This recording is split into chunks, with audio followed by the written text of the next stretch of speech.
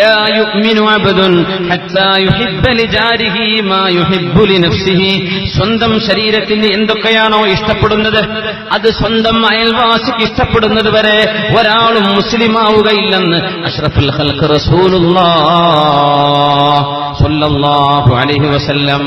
സ്വന്തം വീട്ടിലേക്ക് വരാൻ സൗകര്യങ്ങൾ വേണം, നമുക്ക് ആഗ്രഹമുണ്ട്, അത് എന്റെ സ്വന്തം അയൽവാസിക്ക് ഞാൻ കൊടുക്കണം. ഇത് ഇഷ്ടപ്പെടുന്നവരെ ഈമാൻ ഉണ്ടാവില്ല. തിരുവി പറയാം സ്വല്ലല്ലാഹു അലൈഹി വസല്ലം. കൊല്ലം ഉംറക്ക് പോയിട്ടൊന്നും കാര്യമില്ല, ഹജ്ജിന് പോയിട്ടൊന്നും കാര്യമില്ല. അയൽവാസിയോട് ദുൽമും അയൽവാസിയോട് അസൂയയും തോന്നിയിട്ട് ഒരു അരടി വഴി വിട്ടുകൊടുക്കാൻ നമ്മൾ കൊണ്ട് പറ്റില്ലെങ്കിൽ ഒരു കാര്യമില്ല. നമ്മൾ പറയാം നമ്മൾ മുസ്ലിം പള്ളിന്റെ കമ്മിറ്റിപ്പെട്ട ആളല്ലേ, എന്ത് പള്ളി കമ്മിറ്റി? ഇത് അനിവാര്യം. ഇത് ഈമാനിന്റെ അടിസ്ഥാനങ്ങളാണ്. അതുകൊണ്ടാണ് അദ്ദീനു അഖ്ലാഖ്, ദീനെന്ന് പറയുന്നത് സ്വഭാവങ്ങളാണ്, സ്വഭാവ ഗുണങ്ങളും പെരുമാറ്റവുമാണ് ദീനെന്ന് മഹാനായ റസൂലുള്ളാഹി സ്വല്ലല്ലാഹു അലൈഹി വസല്ലം തങ്ങൾ പറയാൻ കാരണം ഖൈറുൽ അസ്ഹാബി ഇൻദല്ലാഹി ഖൈറുഹും ലിസ്വാഹിബിഹി വഖൈറുൽ ജീറാനി ഇൻദല്ലാഹി ഖൈറുഹും ലിജാരിഹി. അല്ലാഹുവിന്റെ അരികത്ത് വരുമ്പോൾ ഏറ്റവും നല്ല കൂട്ടുകാർ സ്വന്തം കൂട്ടുകാർക്ക് നന്മ ചെയ്യുന്നവരാണ്. അള്ളാന്റെ അരികത്ത് വരുമ്പോൾ ഏറ്റവും നല്ല അയൽവാസികൾ സ്വന്തം അയൽവാസികളോട് നന്മ ചെയ്യുന്നവരുമാണെന്ന് മുത്ത് റസൂലുള്ളാഹി സ്വല്ലല്ലാഹു അലൈഹി വസല്ലം. ഈ ഹദീസും ഖുർആനിന്റെയും ആശയത്തിൽ നിന്നുകൊണ്ട് എന്തൊക്കെയാണ് നമ്മൾ ഒരു അയൽവാസിയോട് ചെയ്തു കൊടുക്കേണ്ടത്? ഒന്നാമത്തെ ബാധ്യത പറയട്ടെ, റദ്ദുസ്സലാമി വ ഇജാബത്തുദ് ദഅവ. അയൽവാസി അസ്സലാമു അലൈക്കും എന്ന് പറയുമ്പോൾ വഅലൈക്കുമുസ്സലാം എന്ന് സലാം അടക്കാൻ മടി കാണിക്കരുത്. വഇജാബത്തുദ് ദഅവ, അയൽവാസി ഒരു ഫംഗ്ഷന് ക്ഷണിക്കുമ്പോ, നിങ്ങളെ ഒരു സദ്യക്ക് ക്ഷണിക്കുമ്പോ സമയമുണ്ടെങ്കിൽ സാധിക്കുമെങ്കിൽ നിങ്ങളതിന് മറുപടി കൊടുക്കേണ്ടവരാണ്. എന്നെക്കൊണ്ട് പറ്റില്ല എന്ന് പറയരുത്. അയൽവാസി വരാതിരിക്കുന്നത് പിണക്കമല്ലേ? പിണക്കണ്ടാവരുത്. ഇതാണ് ശറഈന്റെ കാഴ്ച. ആരും തെറ്റിപ്പിണഞ്ഞു നിൽക്കരുത്. സലാം പറഞ്ഞ മടക്ക. പിന്നെ അയൽവാസി ഏതെങ്കിലും ഒരു ഫംഗ്ഷന് ക്ഷണിച്ചാൽ പോവുക. ഒന്ന് വിളിച്ചാൽ മതിയായിരുന്നു എന്ന് വിചാരിച്ചിട്ടുണ്ടാവും. വിളിച്ചാൽ പോവാന്നാ, വിളിക്കേണ്ട കാര്യത്തിലൊന്നും വേണ്ട. ഇതിന്റെ വീടെന്നല്ലേ എന്നൊക്കെ പറഞ്ഞ അയൽപക്കക്കാരുടെ അടുക്കളയ്ക്ക് പോണവരുണ്ട്. പച്ച ഹറാമാണ്, ചെയ്യാൻ പാടില്ലേ. അന്യ പെണ്ണുങ്ങളാണ് അവിടെ ഉള്ളവര്, അന്യ വീട്ടുകാരാണ്, നമുക്ക് കാണാൻ പറ്റാത്തവരൊക്കെ അവിടെ ഇല്ലേ? നിങ്ങളുടെ ഉമ്മയും പെങ്ങളൊന്നും അല്ലല്ലോ അവിടെ ഉള്ളത്. അപ്പൊ എന്ത് ചെയ്യാൻ പറ്റില്ല? അതൊക്കെ അയൽവാസിയല്ലേ, ഓന്റെ കുടുംബത്തിലൊരു അംഗത്തെ പോലെയാന്നൊക്കെ പറയും ചിലവര്. അങ്ങനെ ഒരു അംഗമല്ല. പ്രായപൂർത്തിയെത്തിയ ആങ്ങളും പെങ്ങളും ഒരു റൂമിൽ ഒറ്റ കിടക്കാൻ പാടില്ല അവിടെ. പിന്നുണ്ടോ അയൽവാസിയും മറ്റുള്ളവരൊക്കെ ആങ്ങളെ പോലെ പെങ്ങളെ പോലെ തന്നെ ഇവർ അങ്ങനെ വരാ. എന്റെ പെണ്ണുങ്ങളുടെ വഴിയിൽ ഇങ്ങനെ ഇറങ്ങി നടക്കേണ്ട ഉള്ളിലൂടെ വീട്ടിലത്തെ ഒരു അംഗം എന്തംഗം അല്ലാഹു തആല റസൂൽ വകവെച്ചിട്ടില്ല. പിന്നെ നമ്മളൊരു അംഗത്തെ ഉണ്ടാക്കുന്ന വീട്ടില് അങ്ങനെയല്ല. ചോരബന്ധമുള്ള ആളുകൾ തമ്മിലുള്ള ബന്ധമല്ലല്ലോ അതില്ലാത്തവർ തമ്മിൽ. അപ്പൊ വിളിച്ചാ പോവാ, വിളിച്ചാ പോവണം, ക്ഷണം സ്വീകരിക്കണം, സലാം അടക്കണം. റസൂലുള്ളാഹി തങ്ങൾ പറയുമായിരുന്നു, ഹഖ്ഖുൽ മുസ്ലിമി അലൽ മുസ്ലിമി ഖംസുൻ. മുസ്ലിമായൊരു മനുഷ്യന് വകവെച്ചു കൊടുക്കേണ്ട അവകാശങ്ങൾ 5 ഹഖ്ഖുൽ മുസ്ലിമി അലൽ മുസ്ലിമി ഖംസുൻ.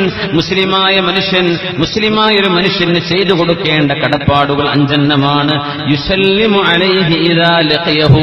കണ്ടുമുട്ടുമ്പോൾ അസ്സലാമു അലൈക്കും, അല്ലാഹു നിങ്ങൾക്ക് സലാം തരട്ടെ, അല്ലാഹുവിന്റെ രക്ഷ നിങ്ങൾക്കുണ്ടാവട്ടെ എന്ന് സലാം പറയണം. അതൊരു അന്യ ആണ് ഒരു അന്യ പെണ്ണിനോട് പറയാൻ പാടില്ല. ഒരു അന്യ പെണ്ണ് ഒരു അന്യ ആണിനോടും സലാം പറയാൻ പാടില്ല. പുരുഷന്മാർ അവർ തമ്മിൽ, പെണ്ണുങ്ങൾ അവർ തമ്മിൽ സലാം പറയണം. സലാം പറയാൻ പാടില്ല എന്ന് പറഞ്ഞ് ചിലരെന്ത് ചെയ്യും?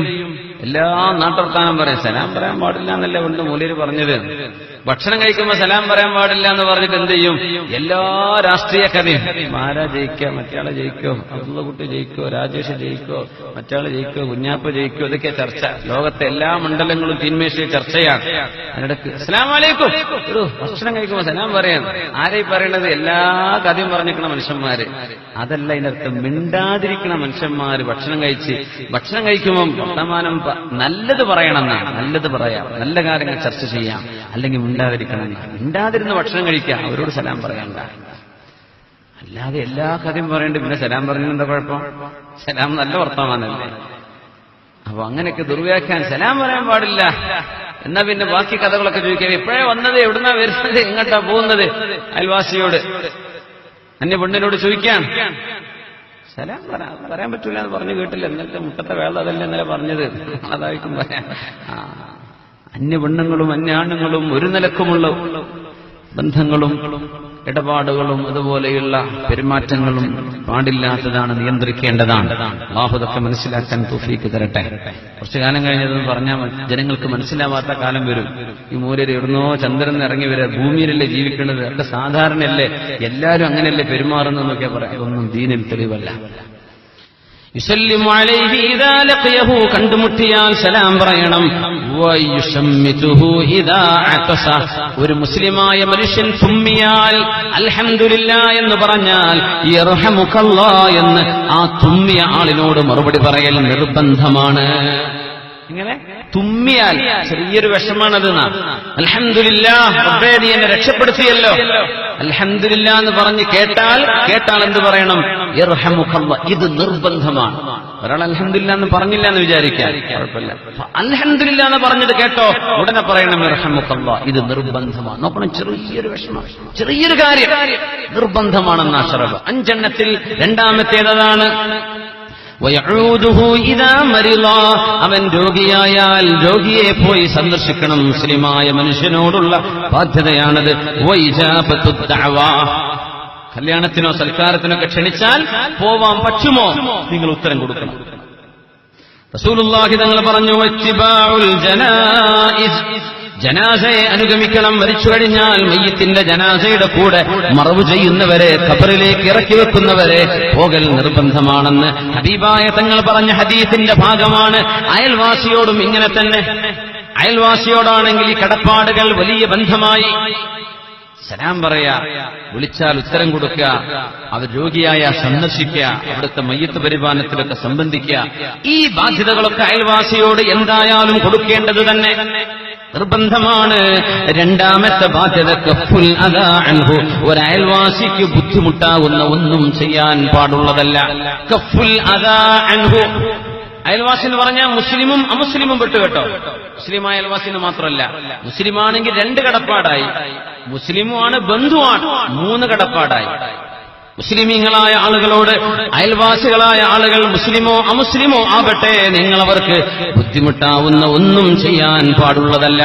റസൂലുള്ളാഹി സ്വല്ലല്ലാഹു അലൈഹി വസല്ലം തങ്ങൾ തന്നെ പറയട്ടെ, വല്ലാഹി ലാ യുഅ്മിനു, അല്ലാഹുവിനെ തന്നെയാണ് സത്യം, വിശ്വാസിയല്ല. വല്ലാഹി ലാ യുഅ്മിനു, അല്ലാഹുവിനെ തന്നെയാണ് സത്യം, വിശ്വാസിയാവുകയില്ല. വീണ്ടും പറഞ്ഞു വല്ലാഹി ലാ യുഅ്മിനു, അല്ലാഹുവിനെ തന്നെയാണ് സത്യം, വിശ്വാസിയല്ല. സ്വഹാബികൾ പറഞ്ഞു ഖാബ വഖസിറ മൻ ഹുവ യാ റസൂലല്ലാഹ്, നഷ്ടപ്പെട്ടുവല്ലോ നബിയെ ആ മനുഷ്യൻ, പരാജയപ്പെട്ടുവല്ലോ നബിയെ ആ മനുഷ്യൻ. ആരാണ് അയാൾ? 3 പ്രാവശ്യം വിശ്വാസിയല്ല, വിശ്വാസിയല്ല, വിശ്വാസിയല്ല. അല്ലാഹുവിനെ തന്നെ സത്യമെന്ന് പറഞ്ഞ ആൾ ആരാണ് നബിയെ? അൽ ജാർ, ഒരു അയൽവാസിയാണത്. ലാ യഅ്മനു ജാറുഹു ബവായിഖഹു, ലാ യഅ്മനു ജാറുഹു ബവായിഖഹു, അവന്റെ ഉപദ്രവം തനിക്കേൽക്കുമോ എന്ന് പേടിച്ചിട്ടാണ് അവന്റെ അയൽവാസി ഇവിടെ അപ്പുറത്ത് കഴിയുന്നത്. ഇവൻ ഉപദ്രവിക്കുമോ? യാത്ര കഴിഞ്ഞ് വരുമ്പോഴേക്കും എങ്ങനെ തേങ്ങക്കോം പറിച്ചിട്ടോ, യാത്ര കഴിഞ്ഞ് വരുമ്പോഴേക്കും മതില് മാറ്റിക്കുത്തിയേക്കും, യാത്ര കഴിഞ്ഞ് വരുമ്പോഴേക്കും എന്തെങ്കിലും അവൻ തട്ടിപ്പറിച്ചെടുത്തേക്കും, യാത്ര കഴിഞ്ഞ് വരുമ്പോഴേക്കും എന്തെങ്കിലും നാട്ടിൽ നടന്ന് പരത്തി പറഞ്ഞിട്ടുണ്ടായിരിക്കും. അങ്ങനെ അയൽവാസി എന്നെ ഉപദ്രവിക്കുമോ, അവൻ എന്നെ ബുദ്ധിമുട്ടാക്കുമോ എന്ന് ആർക്കെങ്കിലും ഏതെങ്കിലും ഒരയൽവാസിയെ സംബന്ധിച്ച് പേടിയുണ്ടെങ്കിൽ ആ അയൽവാസി മുഅ്മിനല്ല, അവൻ മുഅ്മിനല്ല, അവൻ മുഅ്മിനല്ല എന്ന് 3 തവണയാണ് കാരുണ്യത്തിന്റെ കേദാരമായ റസൂലുള്ളാഹി സ്വല്ലല്ലാഹു അലൈഹി വസല്ലം തങ്ങൾ പരിശുദ്ധമായ നാവുകൊണ്ട് പറഞ്ഞത് മുഅ്മിനല്ല. 3 പ്രാവശ്യം പറഞ്ഞു. ഖാബ വഖസിറ, നഷ്ടപ്പെട്ടല്ലോ നബിയെ, പരാജയപ്പെട്ടു പോയല്ലോ നബിയെ. ആരാണത്? ആരുടെ അയൽവാസിയാണോ അവന്റെ ഉപദ്രവം പേടിച്ചു കഴിയുന്നത്, ആ അയൽവാസിക്ക് ഈമാനില്ലെന്ന് മുത്ത് റസൂലുള്ളാഹി സ്വല്ലല്ലാഹു അലൈഹി വസല്ലം തങ്ങൾ പറഞ്ഞിരിക്കുന്നു. അല്ലാഹു നമുക്ക് നല്ല അയൽപക്ക ബന്ധങ്ങളിലായി ജീവിക്കാൻ റബ്ബ് തൗഫീഖ് നൽകട്ടെ. ആമീൻ യാ റബ്ബൽ ആലമീൻ. സല്ലു അലൻ നബി മുഹമ്മദിൻ വആലിഹി. اللهم صل على سيدنا محمد وعلى آل سيدنا محمد وبارك وسلم عليه. اللهم صل على سيدنا محمد وعلى آل سيدنا محمد وبارك وسلم عليه. ഒരുപാട് സ്വലാത്ത് നമ്മുടെ ഹബീബിന്റെ ഹദറത്തിലേക്ക് എത്തും. അല്ലാഹു എത്തിച്ചു കൊടുക്കട്ടെ, അവിടുത്തെ അല്ലാഹു സന്തോഷിപ്പിക്കട്ടെ.